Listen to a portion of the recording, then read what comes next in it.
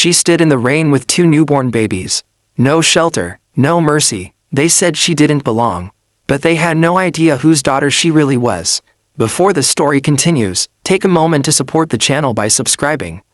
Stories like this remind us that strength often hides behind silence. Rain fell quietly at first, then harder, like the sky itself couldn't hold back its grief. Amara stood motionless at the edge of the driveway, her thin jacket soaked through, her arms wrapped tightly around 2 tiny bundles. Her newborn twin slept against her chest, unaware of the world that had just turned its back on them. The house behind her glowed with warmth. Soft yellow lights, clean glass walls, a place that promised safety until it didn't. Minutes earlier, the door had closed. Not slammed, not shouted, closed calmly, as if removing her from the home was no more emotional than turning off a light. Take your things and go, she had been told. This isn't your place anymore. No explanation, no apology, no concern for the babies still adjusting to life. Amara didn't cry out loud. She had learned long ago that tears didn't always bring help. Instead, they slipped quietly down her cheeks, mixing with the rain as she stared at the house that once felt like home. Inside, life continued. She could see them through the glass. Laughter, movement, dry clothes, comfort, and in that moment, standing alone with 2 fragile lives depending on her, Amara felt smaller than she ever had before. Flashback: a love built on hope.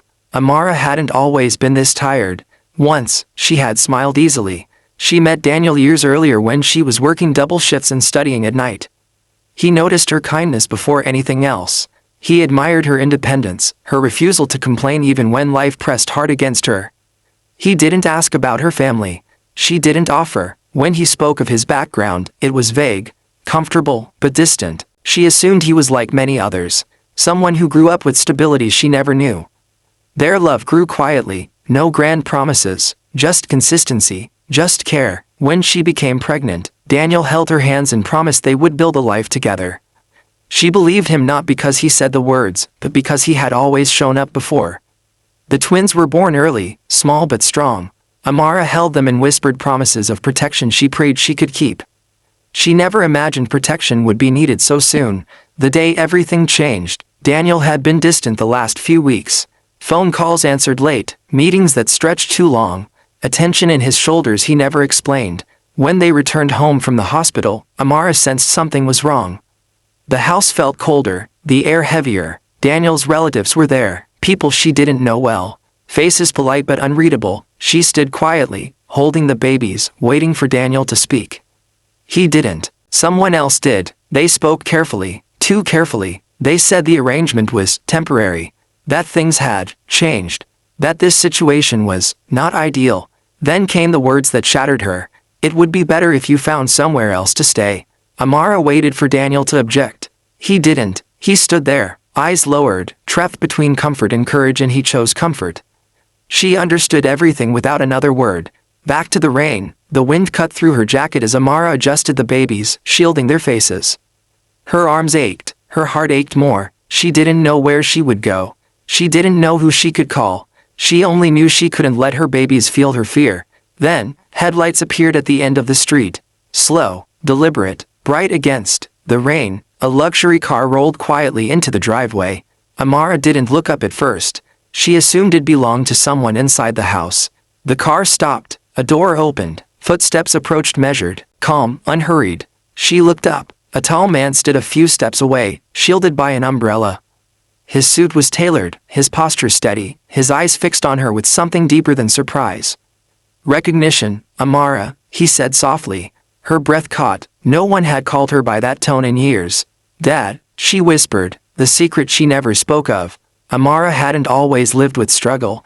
Once, long ago, she lived behind gates taller than hope. Her father, Isaiah Cole, had built success through patience and discipline. He believed wealth meant responsibility, not display, but Amara wanted to live on her own terms.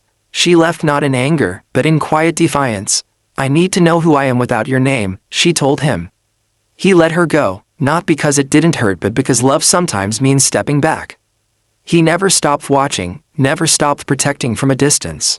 And tonight, when one call reached him from a nurse who remembered the family name on a hospital form, he came.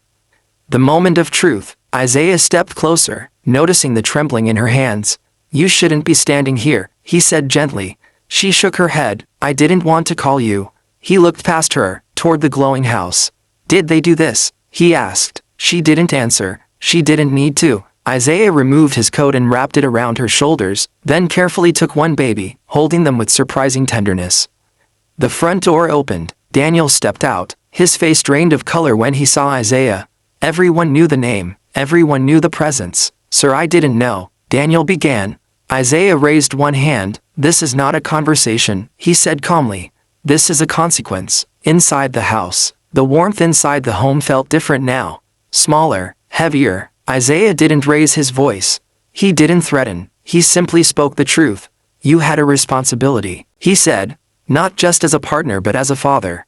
Daniel tried to explain pressure, expectations, fear. Isaiah listened, then he shook his head. Fear explains silence, he said. It does not excuse abandonment. No one argued. They couldn't. A new beginning. Amara didn't return to that house.